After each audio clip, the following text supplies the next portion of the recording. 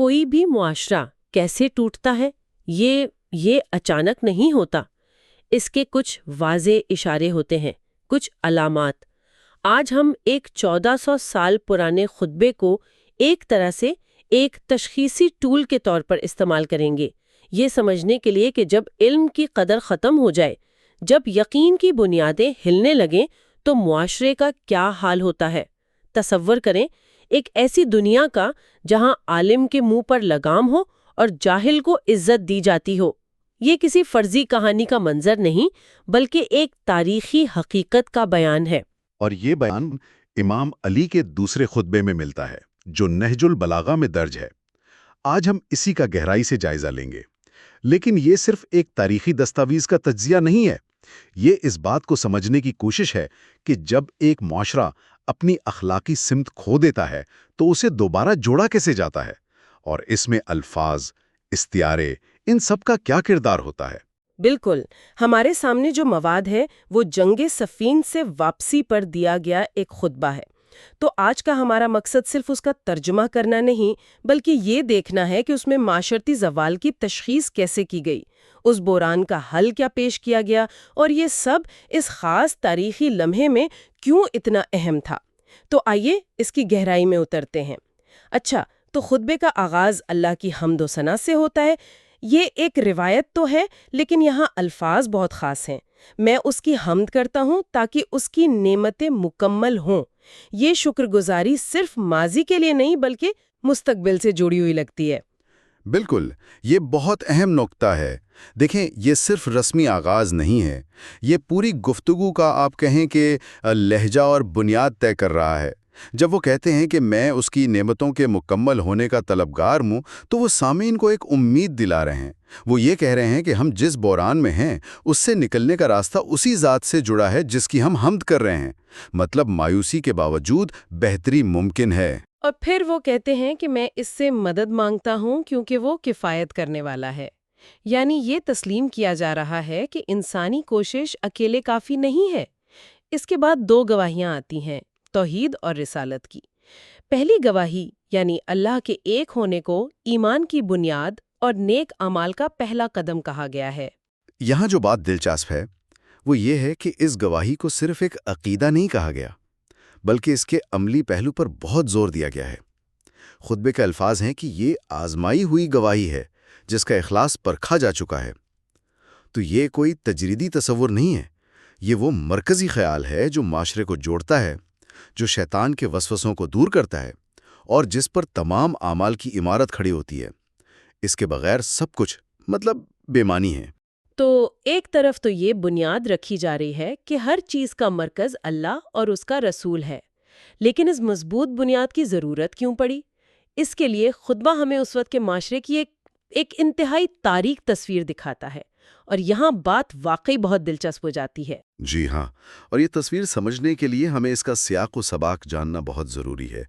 یہ خطبہ جنگ صفین سے واپسی پر دیا جا رہا ہے۔ یہ صرف ایک جنگ سے واپسی نہیں تھی، یہ ایک شدید سیاسی اور آپ کہیں نظریاتی بحران کا لمحہ تھا، جہاں تحکیم یعنی آربیٹریشن کے فیصلے نے امام علی کے اپنے لشکر میں ایک بہت بڑی پھوٹ ڈال دی تھی۔ خوارج کا گروہ اسی واقعے کے بعد پیدا ہوا۔ اچھا، یعنی یہ خطبہ کسی فتح کے جشن میں نہیں بلکہ ایک گہری اندرونی کشمکش اور تقسیم کے دوران دیا جا رہا ہے۔ سامعین تھکے ہوئے ہیں، کنفیوزڈ ہیں اور شاید مایوس بھی۔ بالکل، اسی لیے جب وہ اس دور کی منظر کشی کرتے ہیں تو اس کے الفاظ اتنے طاقتور ہیں۔ وہ کہتے ہیں کہ پیغمبر کی بعثت سے پہلے لوگ ایسے فتنوں میں مبتلا تھے جہاں دین کی رسی ٹوٹ چکی تھی اور یقین کے ستون لرز رہے تھے۔ یہ ستارے بہت گہرے ہیں۔ دین کی رسی کا ٹوٹنا یہ صرف یہ نہیں کہہ رہا کہ لوگ مذہبی نہیں تھے، بلکہ یہ کہ معاشرے کو جوڑنے والی جو مشترکہ اخلاقیات اور اقدار کی رسی تھی وہی ٹوٹ چکی تھی۔ اصل میں یہ صرف استعارے نہیں ہیں، یہ ایک نفسیاتی حکمت عملی ہے۔ جب آپ رسی یا ستون جیسے ٹھوس مادی الفاظ استعمال کرتے ہیں تو آپ دین یا یقین جیسے تجریدی تصورات کو ایک ایسی ٹھوس حقیقت بنا دیتے ہیں جسے لوگ ٹوٹتے ہوئے محسوس کر سکتے ہیں۔ یہ صرف ایک بیان نہیں رہتا، یہ سامعین کے ذہن میں ایک تصویر بناتا ہے، ایک گرتی ہوئی عمارت کی تصویر۔ بالکل، ایک گرتی ہوئی عمارت کی، اس سے خطرے کی شدت اور فوری عمل کی ضرورت کا احساس پیدا ہوتا ہے۔ اور یہ تصویر مزید تاریک ہوتی جاتی ہے۔ اصولوں میں اختلاف تھا، نظام دھرم برم تھا، ہدایت گمنام تھی اور گمراہی چیخ پکار رہی تھی۔ یعنی اچھائی خاموش اور چھپی ہوئی تھی اور برائی ہر طرف شور مچا رہی تھی۔ اور پھر وہ اسے ایک قدم آگے لے جاتے ہیں۔ وہ کہتے ہیں کہ یہ صرف ایک غیر فعال صورتحال نہیں تھی، بلکہ لوگ جان بوجھ کر شیطان کا ساتھ دے رہے تھے۔ اللہ کی نافرمانی کی جا رہی تھی اور شیطان کی مدد کی جا رہی تھی۔ لوگ شیطان کے گھاٹ سے پانی پیتے تھے، یعنی اپنی روحانی اور فکری پیاس غلط جگہ سے بجھا رہے تھے۔ فتنے انہیں اپنے کھروں تلے روند رہے تھے۔ یہ برائی کو ایک زندہ، فعال اور غالب قوت کے طور پر پیش کرتا ہے۔ اس حرصے کی جو بات مجھے سب سے زیادہ چونکا دیتی ہے وہ سماجی تبصرہ ہے۔ 2 جملے خاص طور پر قابل غور ہیں۔ پہلا، وہ ایک اچھے گھر میں برے پڑوسیوں کے ساتھ تھے، اور دوسرا، ان میں عالم کے منہ پر لگام تھی اور جاہل کو عزت دی جاتی تھی۔ یہ تو کسی بھی زوال پذیر معاشرے کی بہترین تعریف لگتی ہے نا؟ بالکل، اچھے گھر میں برے پڑوسی ایک شاندار تشبیہ ہے۔ اس کا ایک مطلب تو یہ ہو سکتا ہے کہ سرزمین عرب اپنی جگہ ایک اچھی جگہ تھی، لیکن اس پر بسنے والے لوگوں کے اعمال نے اسے جہنم بنا دیا تھا۔ دوسرا مطلب یہ بھی ہو سکتا ہے کہ وہ انبیاء کی سرزمین میں رہتے تھے، ابراہیم اور اسماعیل کی میراث کے وارث تھے، مطلب گھر اچھا تھا، لیکن ان کے اعمال برے پڑوسیوں جیسے تھے۔ اور عالم کے منہ پر لگام اور جاہل کو عزت، یہ تو آج بھی اتنا ہی متعلقہ لگتا ہے۔ جب کسی معاشرے میں علم اور دانش کی قدر ختم ہو جائے اور جہالت اور بلند آوازی کو قیادت کا معیار سمجھا جانے لگے تو زوال کے سوا کیا ہو سکتا ہے؟ یہی اس تشخیص کا مرکزی نقطہ ہے۔ یہ صرف اخلاقی یا مذہبی زوال نہیں ہے، یہ ایک فکری زوال ہے۔ جب ایک معاشرہ اپنے سوچنے سمجھنے والے ذہنوں کو خاموش کرا دے اور چیخنے والوں کو اپنا رہنما بنا لے تو وہ اپنی سمت کھو دیتا ہے۔ اسی لیے خطبے میں آگے کہا گیا ہے کہ ان کی نیندیں بیداری تھیں اور ان کا سرما آنسو۔ یہ ایک ایسی قوم کی تصویر ہے جو مستقل خوف، بے چینی اور غم میں مبتلا ہے۔ وہ سو بھی نہیں سکتے اور اگر جاگتے ہیں تو روتے ہیں۔ یہ ایک مکمل نفسیاتی تباہی کی حالت ہے۔ تو یہ تو ہوئی معاشرتی بیماری کی تشخیص، ایک انتہائی تاریک اور مایوس کن تصویر۔ اس کے بعد خطبہ ایک حل کی طرف آتا ہے۔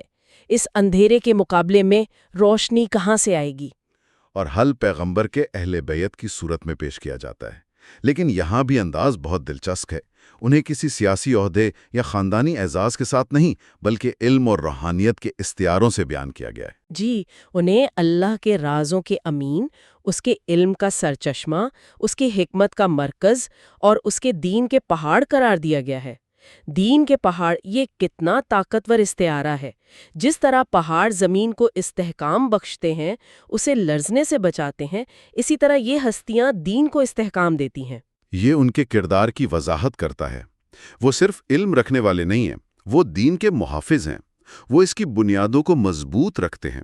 اسی لیے آگے کہا گیا کہ انہی کے ذریعے اللہ نے دین کی کمر کے خم کو سیدھا کیا اور اس کے اجزاء کی کپکپاہٹ کو دور کیا۔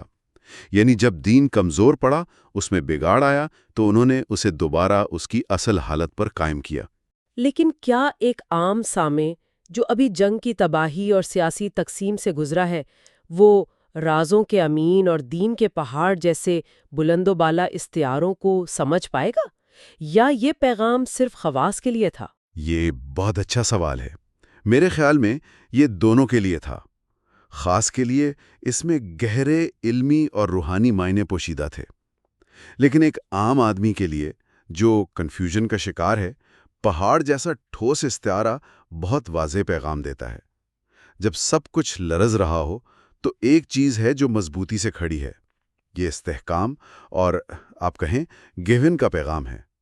یہ کہہ رہا ہے کہ اگر تم راستہ بھٹک گئے ہو تو اس پہاڑ کی طرف دیکھو، یہ تمہارے لیے نشانی ہے۔ اور اسی حصے میں اہل بیت کے کردار کے بالکل برعکس منافقین کا بھی ذکر آتا ہے، بہت مختصر لیکن جامع انداز میں۔ انہوں نے گناہوں کی کھیتی کی، اسے دھوکے سے سینچا اور تباہی کی فصل کاٹی۔ یہ ایک بہترین تقابل ہے۔ ایک طرف دین کے پہاڑ ہیں جو حفاظت اور تعمیر کرتے ہیں، اور دوسری طرف منافقین ہیں جو فساد کی کھیتی باڑی کرتے ہیں۔ یہاں زراعت کی تمثیل بہت گہری ہے۔ جس طرح کسان بیج بوتا ہے، پانی دیتا ہے اور پھر فصل کاٹتا ہے، اسی طرح منافقین برائی کا بیج بوتے ہیں، اسے فریب کے پانی سے سینچتے ہیں اور آخر میں جو فصل وہ کاٹتے ہیں وہ سماجی تباہی ہوتی ہے۔ یہ معاشرے کے سامنے دو بالکل واضح راستے پیش کر رہا ہے، تعمیر کا راستہ یا تخریب کا راستہ۔ یہاں تک تو بات ایک عمومی اصول کے طور پر کی گئی، لیکن خطبے کا آخری حصہ اسے بہت مخصوص اور ذاتی بنا دیتا ہے۔ یہاں آل محمد کے مقام کو مزید واضح کیا جاتا ہے۔ جی، یہاں لہجہ بدلتا ہے۔ اب یہ ایک عمومی بیان نہیں رہتا، بلکہ ایک دعویٰ بن جاتا ہے۔ کہا جاتا ہے کہ اس امت میں سے کسی کو بھی آل محمد کے برابر نہیں سمجھا جا سکتا، اور اس کی وجہ بھی بتائی گئی ہے۔ جس پر ان کی نعمتیں جاری ہوں وہ ان کے برابر کیسے ہو سکتا ہے؟ یہ ایک منطقی دلیل ہے کہ جن کے ذریعے فیض مل رہا ہے وہ فیض پانے والوں کے برابر نہیں ہو سکتے۔ انہیں دین کی بنیاد اور یقین کا ستون کہا گیا ہے، یعنی معاشرے کی عمارت انہی پر کھڑی ہے۔ اور پھر وہ جملہ آتا ہے جو سمت کا تعین کرتا ہے، جو آگے نکل گیا ہے اسے پلٹ کر ان کے پاس آنا ہے، اور جو پیچھے ہے اسے ان سے عام ملنا ہے۔ یہ تو انہیں ایک مرکزی معیار قرار دے رہا ہے۔ بالکل، یہ انہیں کمپس یا نارتھ سٹار بنا رہا ہے۔ آپ ان سے آگے نہیں جا سکتے کیونکہ وہ انتہا ہیں، اور آپ ان سے پیچھے نہیں رہ سکتے کیونکہ وہ کم سے کم معیار ہیں۔ صحیح راستہ وہی ہے جو ان کے ساتھ ہے۔ یہ قیادت کی ایک بہت واضح تعریف ہے۔ اور پھر وہ اعلان آتا ہے جو اس پورے خطبے کا نقطہ عروج ہے، خاص طور پر صفین کے بعد کے حالات میں۔ ولایت کے حقیقی خصائص انہی کے پاس ہیں، اور پیغمبر کی وصیت اور وراثت انہی میں ہے۔ یہ ایک دھماکہ خیز سیاسی اور مذہبی بیان ہے۔ یاد رکھیں، سامعین میں وہ لوگ بھی ہیں جو تحکیم کے معاملے پر شکوک و شبہات کا شکار ہیں۔ کچھ لوگ ان کی قیادت پر سوال اٹھا رہے ہیں۔ اس لمحے میں امام علی علیہ السلام اپنی حکمرانی کو ذاتی خواہش یا سیاسی فتح کے طور پر نہیں، بلکہ پیغمبر صلی اللہ علیہ وآلہ وسلم کی وصیت اور الہامی حق کی بحالی کے طور پر پیش کر رہے ہیں۔ اور خطبے کا اختتام اسی خیال پر ہوتا ہے، اب حق اپنے اہل کے پاس لوٹ آیا ہے اور اپنی اصل جگہ پر منتقل ہو گیا ہے۔ یہ تو براہ راست اپنی خلافت کی طرف اشارہ ہے۔ یہ اس سے بھی بڑھ کر ہے۔ یہ صرف یہ نہیں کہہ رہے کہ میں خلیفہ ہوں، وہ کہہ رہے ہیں کہ کائنات کا ایک اصول، ایک کاسمک آرڈر جو بگڑ گیا تھا، وہ اب دوبارہ اپنی جگہ پر آ گیا ہے۔ حق یعنی ٹروتھ اینڈ جسٹس ایک عرصے تک بے گھر تھا، اور اب وہ اپنے اصل مقام پر واپس آ گیا ہے۔ یہ ان کے پورے جدوجہد کو ایک ذاتی لڑائی سے اٹھا کر حق کو باطل کے مارے کی سطح پر لے جاتا ہے۔ یہ ان کے حامیوں کو ایک نیا حوصلہ اور ایک بلند مقصد فراہم کرتا ہے۔ سمیٹیں، آج ہم نے امام علی کے دوسرے خطبے کا جائزہ لیا۔ ہم نے دیکھا کہ یہ صرف ایک تقریر نہیں بلکہ ایک مکمل ماسٹر کلاس ہے کہ کس طرح ایک بحران زدہ معاشرے کی تشخیص کی جاتی ہے اور اسے ایک نیا ویژن دیا جاتا ہے۔ ہم نے دیکھا کہ کیسے انہوں نے بیسس سے پہلے کے تاریک دور کی منظر کشی کی، جہاں دین کی رسی ٹوٹی ہوئی تھی اور یقین کے ستون لرز رہے تھے۔ انہوں نے دکھایا کہ جب علم کو دبا کر جہالت کو عزت دی جائے تو معاشرہ نفسیاتی طور پر بیمار ہو جاتا ہے، اور پھر اس تاریکی کے مقابلے میں پیغمبر کی روشنی اور ان کے اہل بیت کو دین کے پہاڑ کے طور پر پیش کیا گیا جو استحکام کی ضمانت ہیں۔ یہ خطبہ صرف ماضی کا قصہ نہیں ہے، یہ قیادت، علم اور معاشرتی اصلاح کے ان اصولوں پر ایک گہرا سبق ہے جو آج بھی اتنے ہی اہم ہیں۔ یہ ہمیں سکھاتا ہے کہ کسی بھی معاشرے کی صحت کا انحصار اس بات پر ہے کہ وہ اپنے اہل علم کی کتنی قدر کرتا ہے اور اپنی قیادت کا انتخاب کن بنیادوں پر کرتا ہے۔ بالکل، اور یہ ہمیں الفاظ کی طاقت بھی دکھاتا ہے، کس طرح صحیح وقت پر صحیح استعارہ ایک مایوس قوم کو امید اور سمت دے سکتا ہے۔ اور اسی نقطے پر ہم آج کی گفتگو ختم کرتے ہیں، لیکن سامعین کے لیے ایک سوال چھوڑے جاتے ہیں۔ یہ خطبہ ایک ایسے معاشرے کی بات کرتا ہے جہاں عالم کے منہ پر لگام ہو اور جاہل کو عزت دی جائے۔ آج کی دنیا میں، خاص طور پر سوشل میڈیا کے دور میں، جہاں ہر آواز برابر سمجھی جاتی ہے، ہم علم اور جہالت کے درمیان یہ کشمکش کس حد تک دیکھ سکتے ہیں؟ اور یہ صورتحال ایک صحت مند معاشرے کی بنیادوں کے بارے میں کیا سوالات اٹھاتی ہے؟